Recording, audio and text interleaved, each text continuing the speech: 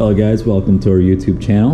I'm filming this video specifically on the pot of gold machines, and my reason to film this video is that I see a lot of our customers that are having to pay a lot of money to technicians to come out and fix the problems on these machines that you can actually do yourself. And you know, our goal is to educate our customers. So if you own these machines, I think it's very useful for you to learn about them and be able to take care of small problems yourself instead of having somebody come out there and spending hundreds of dollars to fix small problems.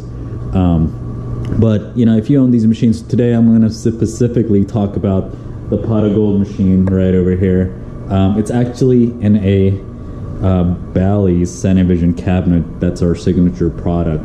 You can see we removed the top and we put a really beautiful plexiglass. Let me show you on this machine right here on the top, so it looks really nice.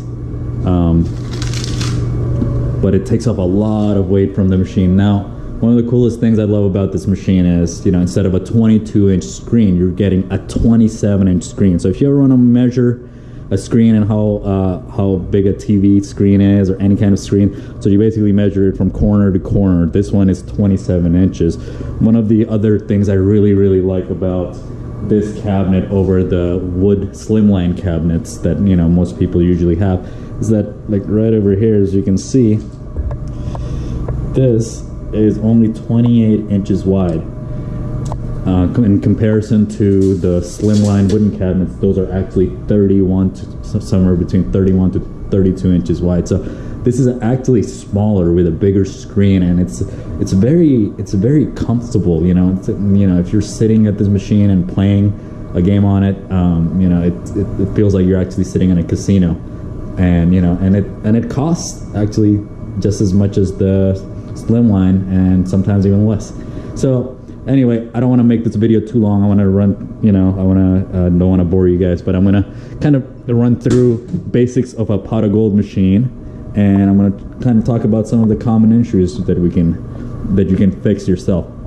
Now over here, it may look very confusing, but it's not confusing at all. Things are very simple down here. This is very similar to a slimline cabinet, the wooden machine. So I want to point out some of the components right here. So first of all, you know, of course, we have a WBA bill validator in here. In the wooden cabinet machines, you will often see this, and very common ones are the PTIs. So you got the bill validators over here. This part, I would say not worry about it. This is just a power supply for the monitor, and that's just for this cabinet. Usually you have a smaller power supply for the monitor of a 22-inch, or you know, if it's a different cabinet. Right here at the bottom is the actual power supply that provides the power to the harness. You got the board right here, just connected to the harness and going into the power supply. And over here you can see the wiring coming up here, the two buttons on the pot of gold, and then there's the reset switch which goes into this switch right here. And it's actually the same key you use for IGTs and Bluebirds to reset after a payout. So you know, we kind of take it up a notch instead of reaching behind the machine and pressing a button, or you know, letting your customer mess with it. And one of the other things I like, this thing is very secure, so nobody knows how to get into it. You know, we're able to, you know, on your request, we're able to put a lock right here, and it already comes with a lock on the cash box. Now let me go ahead and turn on this machine. I'm going to turn on the power supply. You can see the board's powering on.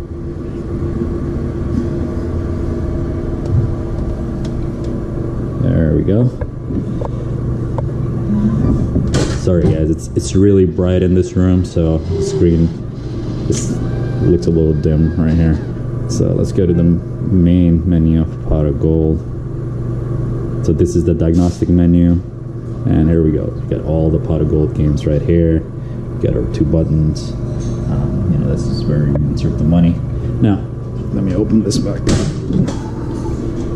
All right, so one of a very common problem that a lot of people have is, let's just say you bought a machine, or you have your own machine, and even the wooden cabinet. You know, you move this from, let's say if I move this machine from here to that corner next to the fridge, it's very likely, you know, some components in there are going to get moved, You know, because these machines are, you know, I mean, they're not they're not very heavy, but they're not the lightest things either.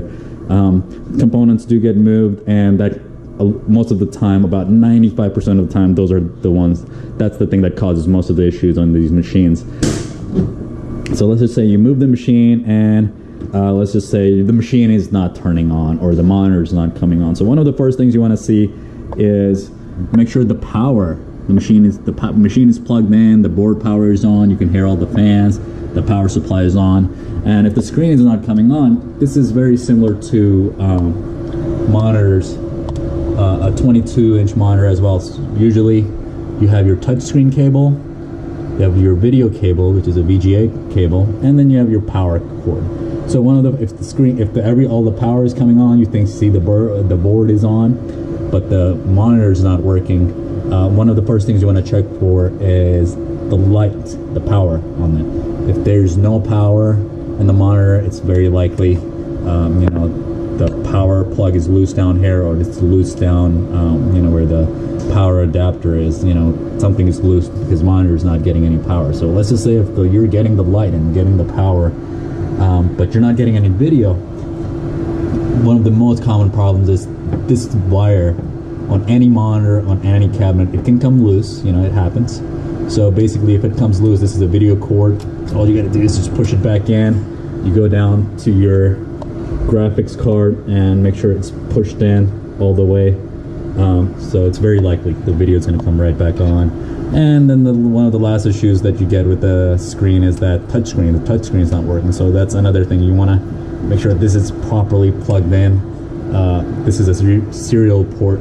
And you can see over here, almost every pot of gold machine, the slot, you know, the slot from the second one from the right, excuse me, you know, that's where the power supply cord goes in. And a lot of times in this serial, where this serial port connects to for the touch screen, you know, this comes loose, and you can see we basically put a zip tie on it to keep it fast and tight so it doesn't come loose. Another thing you want to check is these switches right over here.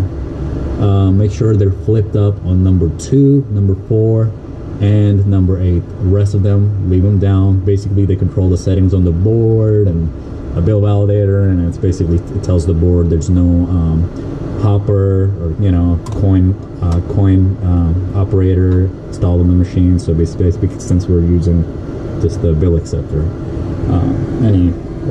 Anyway, another problem that we get is that the machine is not taking any money, and a lot of times, very likely, the cash box is not plugged in properly. So all you have to do is, there we go, see, it's grinding itself. And so let's just say if you pull money out and you're inserting the cash box back in, you know, if it's not put in there properly, then, you know, it's very likely it won't accept any money. Another thing you can do, if this thing, after moving a machine, you know, this is WBA, PTIs are slightly different, so you kind of want to pull it out, put it back in, so make sure it's resting in the place properly after moving the machine.